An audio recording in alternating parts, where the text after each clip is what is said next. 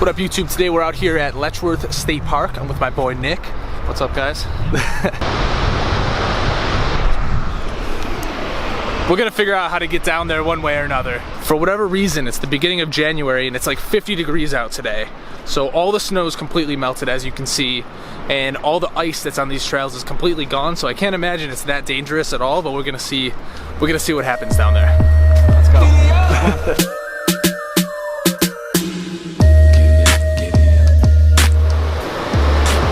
This view right here is pretty sweet. It's like the river going up to the waterfall, so we're gonna try to get a couple pics here. I'm shooting on the Fuji X-T2 with a 35mm f2 lens. Nick, what are you shooting on? Canon 5D Mark IV with the 24-70 2.8. Beautiful. Beautiful. This is my baby. There's this giant cliff right here, and I think that we might be able to get to the top of it. So if I'm able to get up there, I'm gonna have Nick take a picture of me all the way up there.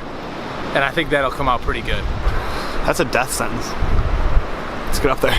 So that was terrifying right there. So we walked down that path that was like right against the cliff, and there's all these icicles. And because it's melting right now, all of them are just falling off.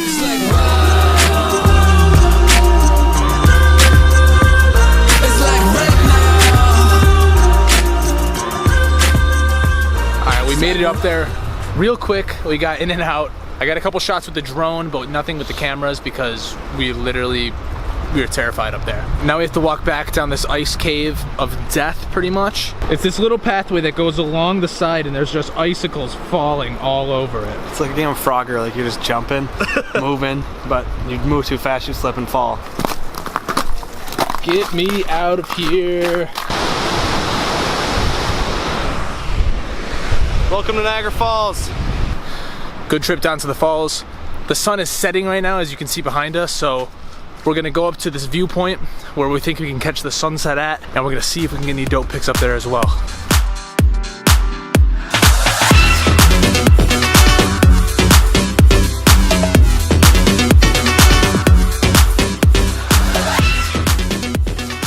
Alright, YouTube, it's the next day. What I want to do is go through the photos, show you what we got, and just really see what you think about them. As you saw, we were at two main spots that we really stopped at. The one down by the bridge near the water, and then the other one that was overlooking the canyon during the sunset. So let's start by talking about the spot down by the waterfall and the bridge down at the bottom of the canyon.